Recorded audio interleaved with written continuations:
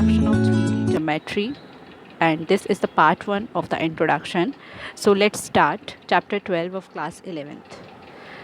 आप लोगों ने पढ़ा हुआ है about 2D geometry, मतलब 2 डायमेंशनल ज्योमेट्री के बारे में. कार्टेशियन प्लेन आपने पढ़ा था जिसमें एक एक्सिस एक्स एक्सिस होती है और एक वाई एक्सिस होती है जब ये एक प्लेन पर बनाई जाती है.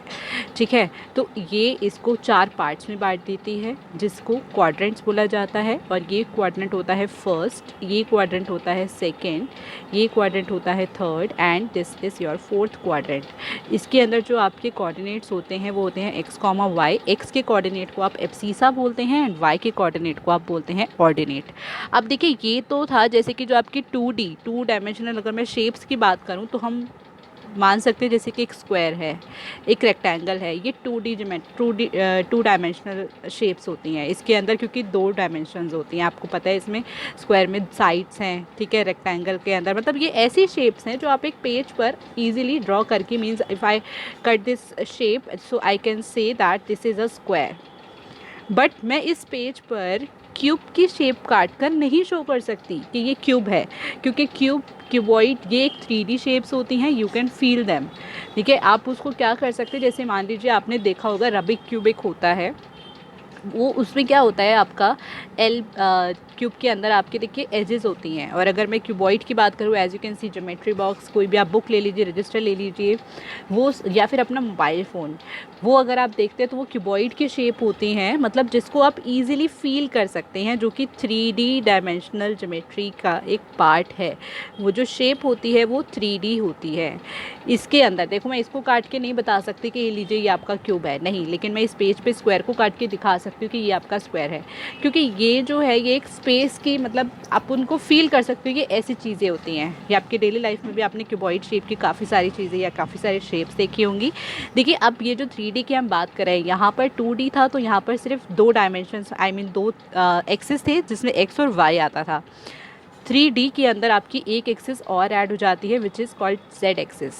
इसके अंदर जो भी तीनों, ये जो ओ है ये ओरिजिन है आपका, दिस इज़ ओरिजिन. ओरिजिन से सारी एक्सिस, ओरिजिन से मतलब मान लीजिए आपकी ये जो एक्सिस हैं ये एक दूसरे पर क्या होती हैं, परपेंडिकुलर होती हैं.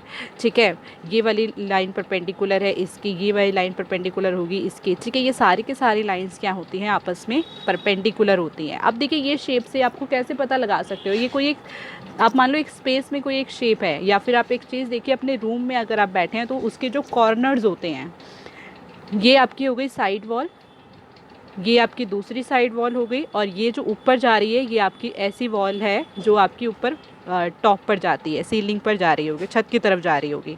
तो अगर आप अपने घर के कॉर्नर्स देखते हैं तो उसमें आपको 3 साइड्स दिखाई देती हैं कि उन्हीं 3 साइड्स की बात की जा रही है.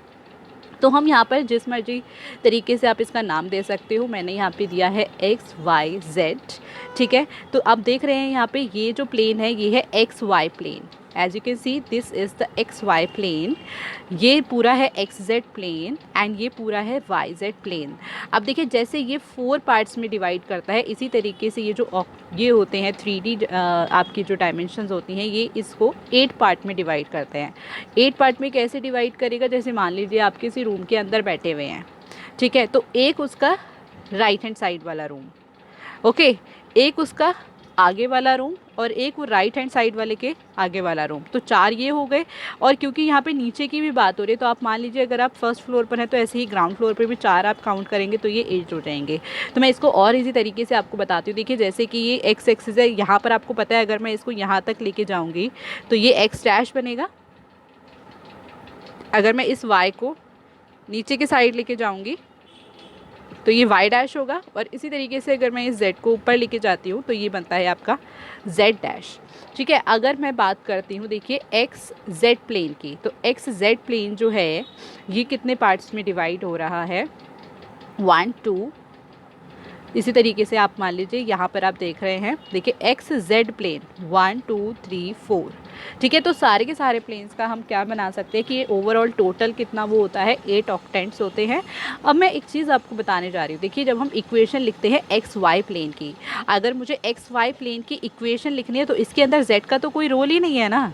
अगर यहाँ पर इस प्लेन के अंदर कोई भी पॉइंट है उसमें z तो होगा नहीं, तो देखिए उसकी जो इक्वेशन हम क्लियरली बोल सकते हैं वो होती है z इक्वल्स टू 0। अगर हम बोल रहे हैं equation of Y Z plane, Y Z मतलब आपका हो गया ये वाला प्लेन, ठीक है। वाई जेड प्लेन में x का तो कोई काम नहीं है, तो इसका मतलब इसमें क्या हो जाएगा, x इक्वल्स टू 0, ये इसकी इक्वेशन हो जाएगी, ठीक है। और equation of X Z plane के अंदर मान लीजिए इधर कोई पॉइंट आ रहा है, इसका मतलब इसके अंदर y का कोई कोऑर्डिनेट नहीं होगा, तो यहाँ पर क्या हो जाएगा आपका y इक्वल्स टू 0। इसकी ये इक्वेशन बनती है। आप इजीली इनको याद भी कर सकते हैं। जब हम एक्स वाई प्लेन की बात कर रहे हैं तो उसमें z नहीं होगा, तो z इक्वल्स टू 0 इसकी इक्वेशन होगी। जब वाई जेड प्लेन होगा तो उसमें x इक्वल्स टू 0 इसकी इक्वेशन होगी। एंड जब एक्स जेड प्लेन की बात करेंगे तो y इक्वल्स टू 0 इक्वेशन होगी। अब देखिए अगर मैं कोऑर्डिनेट्स की बात करूँ तो मैंने जैसे बताया एक्स वाई प्लेन है, z 0 है, तो x, y, 0। हमें पता है हम कोऑर्डिनेट तो ऐसे ही लिखेंगे ना, x, y, z, तो इसमें z की जगह पर क्या आ जाएगा, 0। मैं वाई जेड की बात करूँगी तो देखिए y पे भी आपका पॉइंट आएगा, z पे भी आएगा, बट x क्या होगा, 0। सो इसका पॉइंट क्या हो जाएगा, 0, y, z। Equation of X Z plane आपको पता है y इक्वल्स टू 0 होती है, मतलब y की वैल्यू उसमें क्या हो जाएगी, 0, और x और z की जगह पर कोई वैल्यू आ जाएगी। अब देखिए मैंने आपको बताया था कि ये 8 ऑक्टेंट्स में डिवाइड होता है, तो उसके अंदर जैसे आप यहाँ पे देखते थे तो आपको पता था कि भाई यहाँ पर दोनों प्लस प्लस होते हैं, यहाँ पर आपका माइनस प्लस होता है, यहाँ पर आपका माइनस माइनस होता है, और यहाँ पर प्लस माइनस होता है। इसी तरीके से इसमें जो 8 ऑक्टेंट्स बनते हैं उनके भी एक पर्टिकुलर साइन होते हैं। यहाँ पर 2 कोऑर्डिनेट्स होते थे एक्स वाई, यहाँ पे 3 है एक्स वाई जेड, तो इसमें 3 साइन होते हैं। फर्स्ट ऑक्टेंट के अंदर देखिए, ऑक्टेंट तो आपको नाम से ही पता चल रहा है ना, ऑक्ट मीन्स होता है 8। यहाँ पर 8 क्वाड्रेंट मीन्स 4 उसमें डिवाइड हो रहा है वो। तो देखिए इसमें मैंने पहले लिख दिया है यहाँ पे फर्स्ट ऑक्टेंट, सेकंड, थर्ड, ये पूरे 8 तक ऑक्टेंट लिख दिए हैं। अब यहाँ पर देखिए मैंने जो साइन लिखे हैं ना, मैं आपको इनकी एक ईजी सी ट्रिक बताती हूँ आज इनको लिखने की। आपको ज़रूरत नहीं है कि इनको आप याद करें बैठ के, नो, मैं आपको एक ट्रिक शेयर करने वाली हूँ। यहाँ पर देखिए आपको पता है, आप जब इसका लिखते हैं तो फर्स्ट क्वाड्रेंट होता है प्लस प्लस, सेकंड होता है आपका माइनस प्लस, थर्ड होता है आपका माइनस माइनस, फोर्थ आपका होता है प्लस माइनस, राइट। अब आप ना इन तो सभी को दोबारा से रिपीट कीजिए, plus plus, minus plus, minus minus and plus minus, okay. ये आपके 8 ऑक्टेंट्स बन चुके हैं। यहाँ पर आप लिखिए first, second, third, fourth, fifth, sixth, seventh and eighth, right. अब इसके अंदर आपका थर्ड कोऑर्डिनेट बचा है, तो देखिए मैं आपको क्या बताने वाली हूँ। ये है हमारी इजी सी ट्रिक। यहाँ पर जो आपके फर्स्ट 4 है उनमें आप लगा दीजिए प्लस, और जो आपके लास्ट नीचे के 4 है उनमें आप लगा दीजिए माइनस। है ना कितना सिंपल। देखिए यही सारे ऑक्टेंट्स में मैंने इनके साइन लिखे हैं, मतलब बहुत इजी सी ट्रिक है। पहले आप ये वाले 4 आपने जो अभी तक पढ़ा है, देखिए 9th-10th में आप पढ़ते हैं तो ये तो आपको याद ही होगा। इनको आप फिर से रिपीट करके लिख दीजिए, फर्स्ट 4 में प्लस लगाइए, लास्ट 4 में माइनस लगाइए, हो गया आपके ऑक्टेंट के साइन।